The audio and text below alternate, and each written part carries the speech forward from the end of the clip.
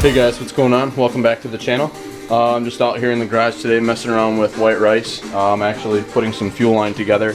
And what I like to use when I do that is, I can't find any of my fittings. Alright, so I like to use the socketless stuff. AeroQuip calls it socketless. Summit calls it twist tight. It seems like every manufacturer has their own term for what they want to call it. But it all basically does the same stuff. So it's no clamps. You can see the barb on the fitting. Basically you put it together and it turns it up pretty clean like this. This is an AeroQuip fitting. This is a Summit fitting. So there's the feed line for my rail. I'm getting ready to put the return line together right now. So I figured I'd show you guys real quick how I slip that line together. Now they recommend an assembly lube. Pretty much all it is just Eaton hose assembly. That's all we really use with it.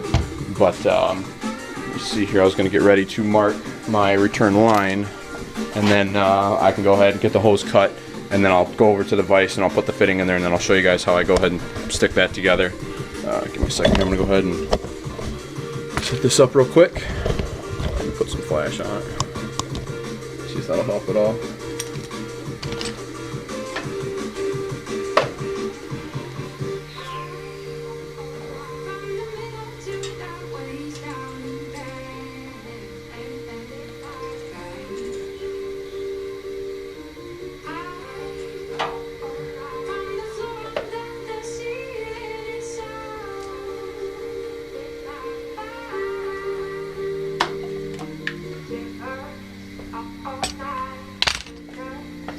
Now the hose that I use, turn this off, it's pretty bright.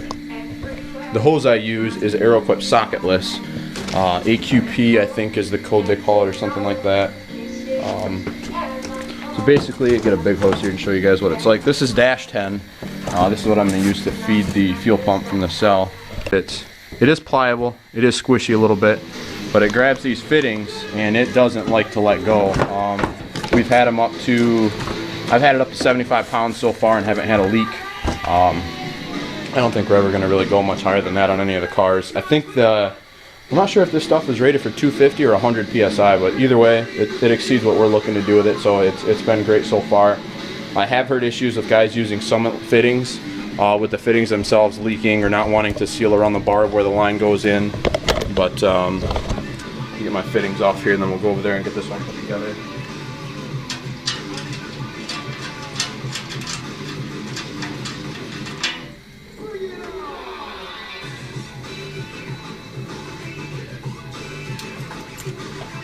But yeah, like I said, I've been told about those Jex fittings a couple of times. Like I said, I just use the AeroQuip and the Summit ones, and I've had nothing but good luck so far. So hopefully it keeps working like that. Let me turn my speakers down here. I had it down quite a bit.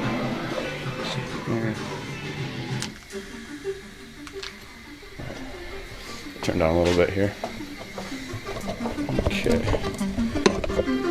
Camera set up. Like I said, what I like to do, take a little bit of this oil,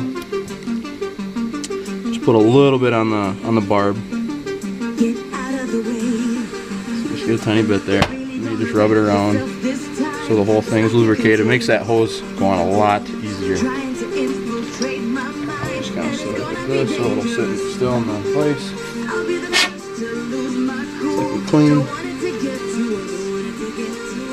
Get it started, kind of wiggle back and forth, and then shove it and twist it.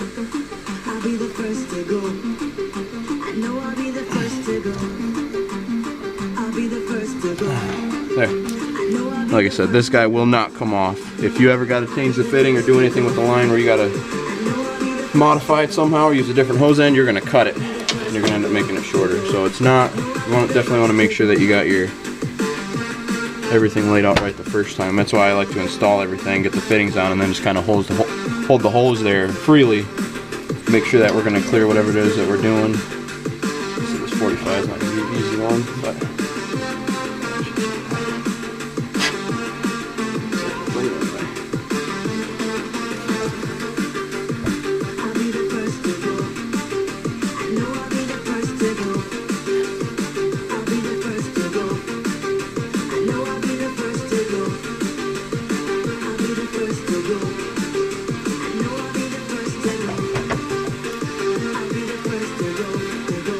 that one. I'm gonna go over and stick it in the car. See how she fits.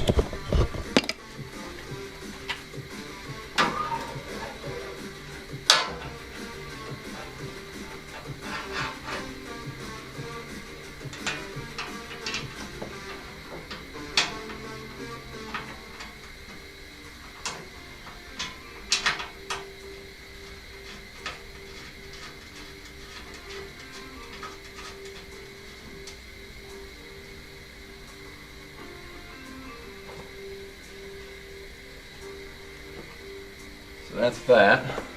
Actually come up kind of nice, because what I'm going to do is I'm going to do like a skeleton kind of thing with the headlight. So it's got the lens, but I'm going to cut the back out of it and everything. So there really isn't going to be much here. Just whatever it takes to mount it through here to here and here to here. And then, like I said, I'm going to cut the crap out of the housing so all this stuff won't interfere at all. But I got to clean this up. I had to bend it a little bit to clear the filler neck bend. So I'll get this all cleaned up, straightened out, shoot some color back over it. But so the return line, definitely going to clear. It's got a ton of room to move, which won't be an issue. Because what I'm going to do once I run my feed line is I'll just tie them together. It'll probably end up sitting out somewhere like this.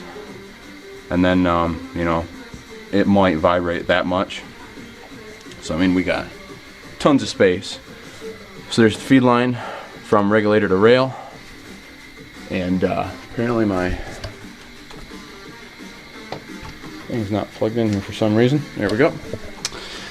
But anyway, so I got my return line, regulator to rail, and then I got to order a couple other fittings because I'm running, well, going to be running this AEM 400 and fuel filter here. And what I got to end up doing is, just because of the room that I got to work with here, and I'd like to keep it behind the front bumper, is I got to take care, I'm going to cut some more of this metal off here. I can see where I've been cut into it already. I gotta cut it back and clean it all up. But get this loose here. So I'm gonna actually mount the pump on an angle like this. But obviously once I cut this out, we'll move the filter up a bit higher. So it'll sit up about this high, but it'll be a little bit closer to the closer into the car here. And then I'll just run a 45 fitting. And then what I'm going to do with that is, so you can see where the pump is. So we'll have our 45 fitting, it'll bring it up this way. And then I'll just do a 90 into a bulkhead fitting here. And then I'm going to do another 45 coming out. And that is what's going to come up to feed the regulator there. So I'll have my 90 off. We'll go down 45 here, 90 here, another 45. And then what I'm going to do is I got to get different fittings for these dash 10 to feed the filter and the pump. Is I'm gonna get a 180 that's gonna take it under the cell here, and then there's gonna be another 180 that feeds the filter. So I'm gonna go ahead and I gotta get a couple fittings ordered up. I have another guy, he's actually gonna bring me or he's gonna be shipping me his fuel canister. I'll slap a video together real quick on how to bottleneck fix one, list of the basic parts that you'll need from Summit, and that'll be that. And most of those fittings that I need for my fuel pump, or hopefully everything, will all come in on that same order.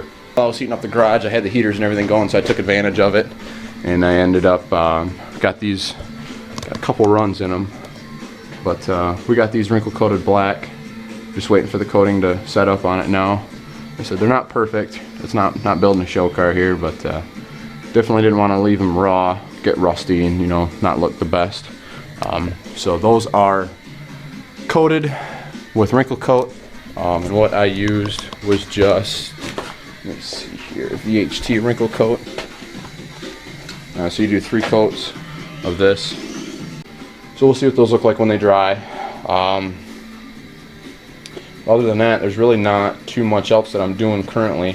Like I said, I was just trying to get the fuel system plumbed on this car, get it ready so I can fire it and move it if I have to. Matt is getting ready to ship me the new turbo. So as soon as that gets here, then I can go ahead and I'll pull the head off this car. We'll do a nice little hand port on the exhaust side, put the 2-liter cam in it, exhaust cam in it, adjustable cam gears. I'm probably going to take my timing covers off. I'm not sure.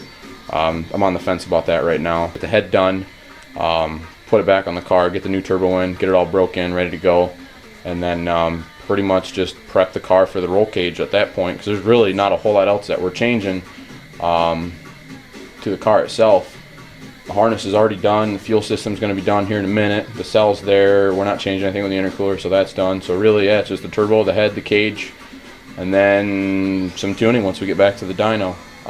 And then I could start spending some more time with the blue car here. So yeah, hopefully you guys like what you see today. Like I said, we're making some progress with the white car finally.